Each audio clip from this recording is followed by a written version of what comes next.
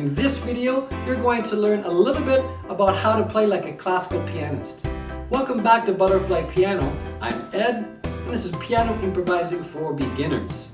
This is what you're going to be learning in this video.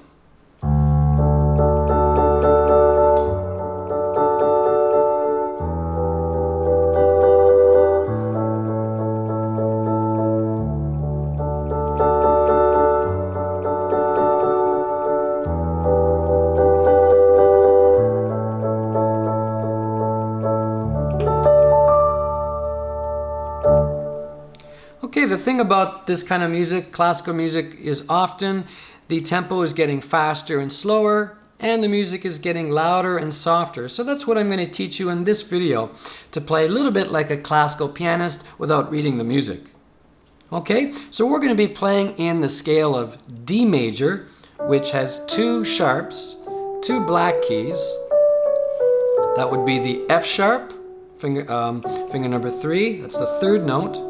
And the 7th note is the C sharp, the F sharp and the C sharp. Okay, now let's start with the left hand actually. It's very simple. Here's middle C. Your left hand is 2 octaves below middle C, and it's in D position with the F sharp. Okay, now the fingering is 5, 3, 4, 1. 5, 3, 4, 1. And you always start with your left hand and then you play your right hand. Okay, your right hand will be in D major position. You're going to be playing all 3 keys, fingers 1, 3, 5. Okay, so the first bar starts with your left hand and then it goes to your right hand like this. 1 and 2 and 3 and 4 and 1 and 2 and 3 and 4 and. So the first part, you just want to get comfortable with that first bar. But what you do is you start off slow and quiet, then you build it a little faster, a little louder, and then you slow down and you get quieter again. Watch me do that.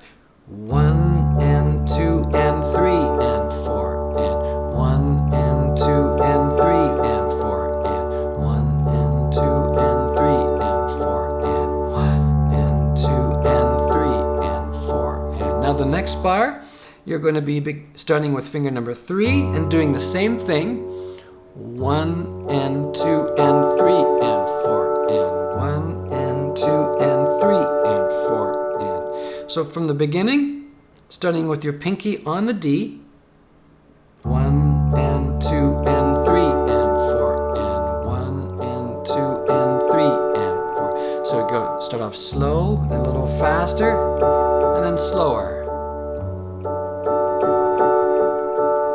1 and 2 and 3 and 4 and 1 and 2 and 3 and 4 and then after that you're going to finger number 4 on the E, and from the D major chord you're going to move the 2 notes at the top up to the G and the B. This is a G major chord. Here's G major. So you're taking the D and moving it down to here. So you're moving from D major to G major, D major to G major. And your left hand is starting on finger number 4, which is the E. So remember, the left hand is always first. It goes 1 and 2 and 3 and 4 and 1 and 2 and 3 and 4 and. So the first 3 bars, you're starting with your left hand on the D with the D major chord. It goes like this. 1 and 2 and 3 and 4 and 1 and 2 and 3 and 4 and 1 and 2 and 3 and 4 and the last bar you're starting with your thumb on the A, and then it's going to this chord right here, which is actually an A major chord. This is A major, but you're moving the E down to here, and you're playing your thumb on the E, finger 3 on the A, and your pinky on the C sharp. So you're moving from G major, which is D, G, B, and moving all the notes one key higher to the E, A, and C sharp. And you have to move your hand up a little bit to play your pinky on the black key. So watch, this is the G major chord, and you move your hand up a little bit to play the A major chord. From G major, move it up to the A major. So from the beginning, which is in D major, the D chord, 1 and 2 and 3 and 4 and 1 and 2 and 3 and 4 and 1 and 2 and 3 and 4, and then you go to the A with the A major chord. Back to the beginning, the D and 2 and 3 and 4, the F sharp and 2 and 3 and 4, down to the E, to the G chord in the right hand, and then the A in both hands. So with this, you really want to play with the tempo.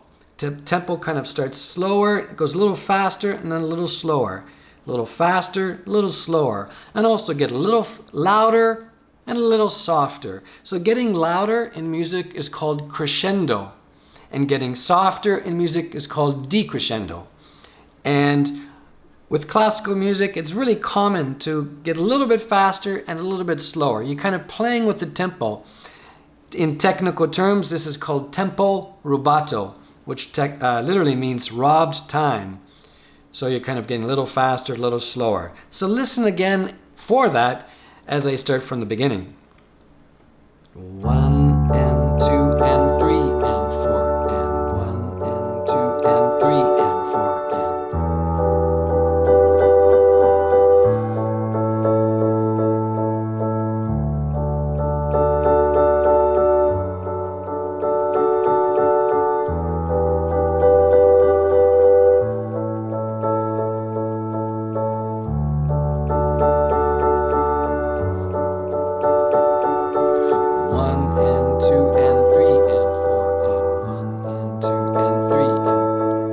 fun with this.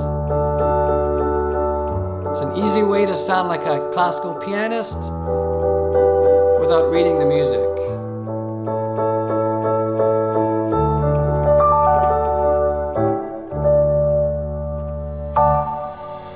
In this video, you learned a little bit about how to play like a classical pianist. If this has been helpful, click on the like and subscribe, and share this with your family and friends.